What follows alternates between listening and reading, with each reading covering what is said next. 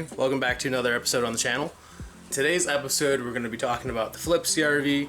I know in a previous episode we kind of talked about it being ready and done and ready to be traded. That is an incorrect statement.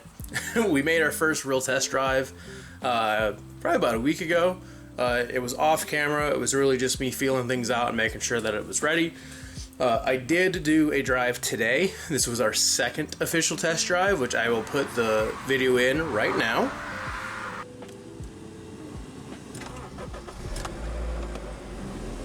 What's going on, everybody?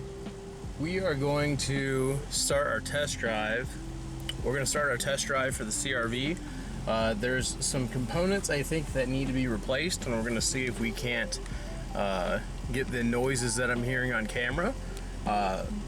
Once we get those done, we'll kind of review everything. I'm going to take a drive down this dirt road and we can take a listen.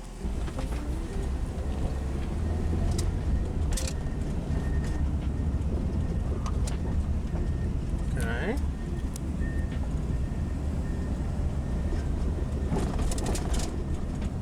I mean, it drives fairly good, all things considered. I mean, we are on a dirt road, so it's kind of hard to judge it, but you know, maybe we'll turn around and we'll hit an asphalt road and see if that gives us any better idea as to what this thing's actually doing.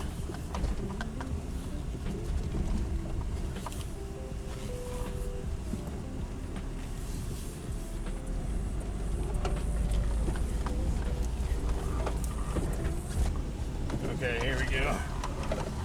Asphalt road. We'll let this car go by. Oh, they turn. Here we go.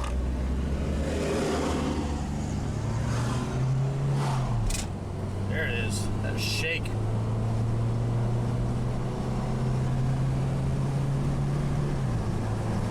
Only from first into second, even though it like jumped the. Drives smooth otherwise.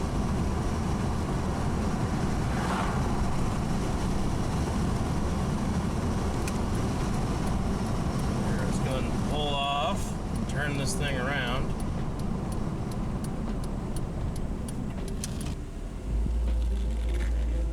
Backs up just fine. Back in drive. Good. Are we coming? Nope. Alright, let's do this.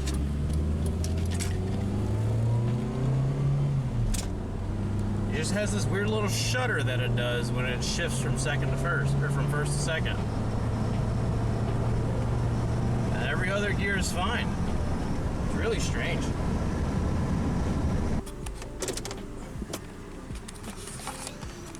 Oh boy. That was something.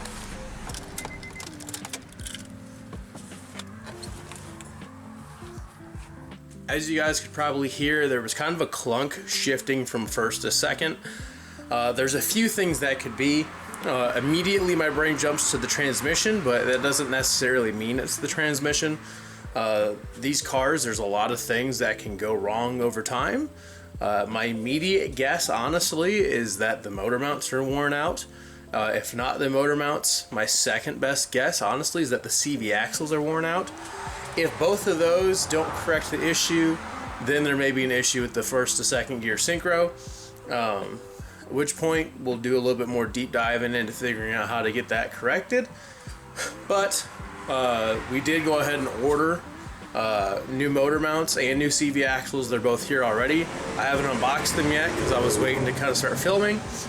There's been kind of a hang up for me personally lately. I've been really wanting to get out and work on the cars and start wrenching, but it's just been so hectic lately for me, between my personal life and work and the heat. Oh my gosh, if you live in Central Florida, you understand. It feels like when I get home from work, it's been like 106. Okay, the last thing I want to be doing is figuring out how I'm going to change a motor mount when it's 106 outside. So I'm probably just going to have to grit my teeth and deal with it for a little while because Florida is not anywhere near the point of cooling off just yet. So it is what it is, but because of that, my videos will probably be a little delayed coming out. which is likely why there's been about a 2-week gap since my last video came out. So sorry for that. Thank you for everybody that's been sticking around and watching. Let's go ahead and unbox these parts and we'll review it.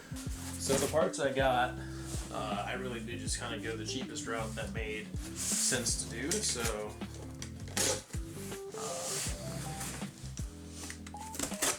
pulled everything from Amazon.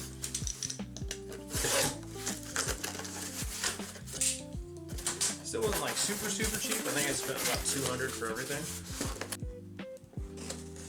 Although it's supposed to be 5 motor mounts in this box, and I feel doubtful that that's true.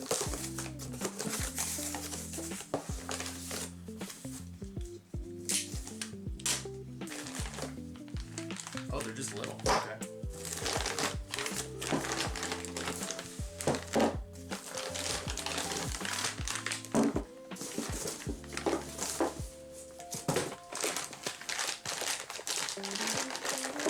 So here's the 5 mounts that we got. They probably aren't the most toughest thing in the world.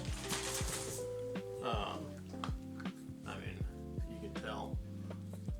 But for a stock engine, I'm sure they'll do just fine. So there's the mounts.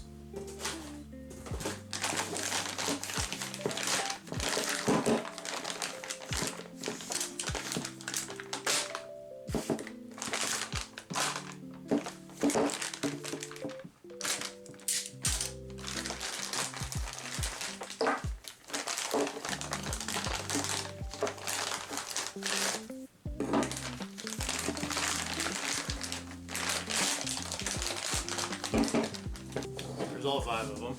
So we'll be doing this as soon as I find time where it's not going to be too hot outside to actually get out there and do this.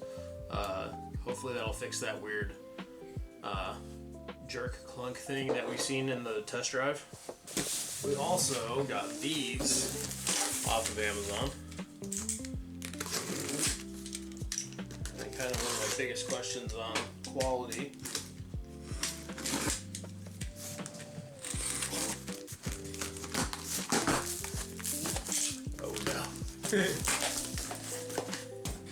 They gave me free oven mitts. That's how you know it's good.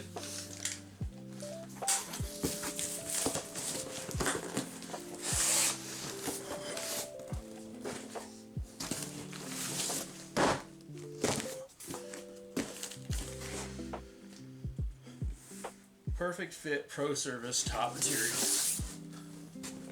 How can you go wrong? Hopefully they are up to snuff. Again, it's a stock CRV. It's not like it's going to be pushing so much power that I got to worry about these things exploding.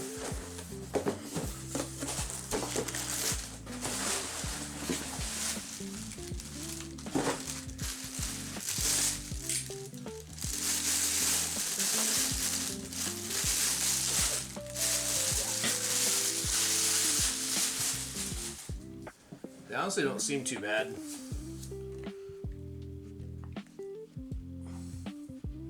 They feel pretty stout.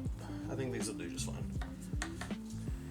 I probably won't get to wrenching on anything today because I really just want to get something put out, put an update out for you guys, show you guys the test drive, which you've already seen, and kind of give you guys a game plan as to what's going on.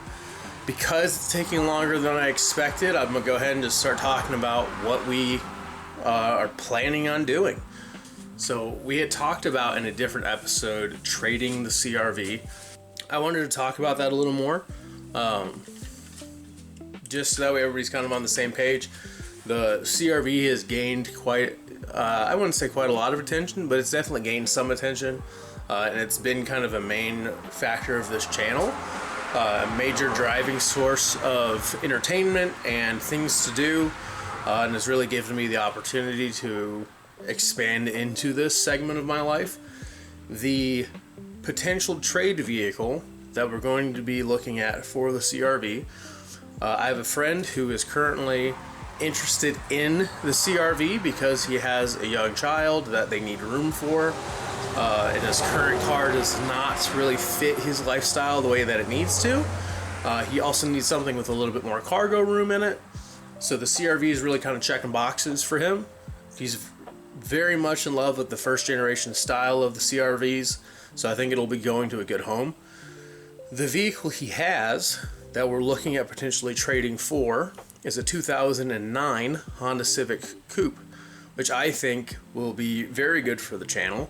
Not just for daily content and entertainment, but things to work on.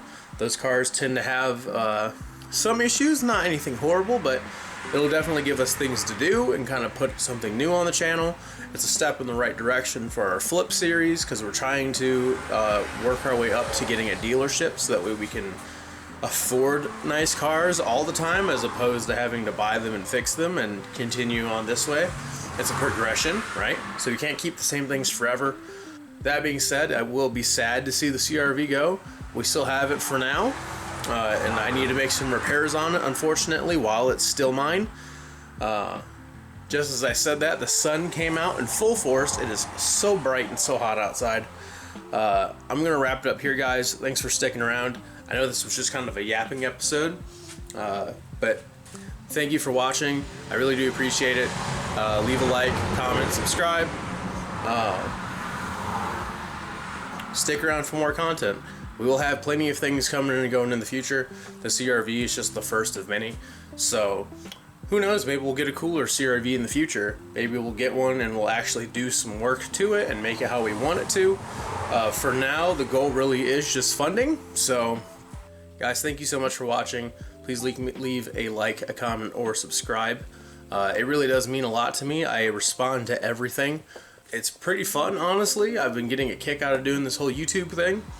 The channel is currently sitting at 78 subscribers. We've really only been making content for about 2 months. So it's been a pretty gradual climb. I'm very impressed. So thank you for everybody for doing that. That's all I got for today, guys. I'll go ahead and catch you in the next one. Hopefully when it's a little cooler out, and we'll start working on the CRV. Later.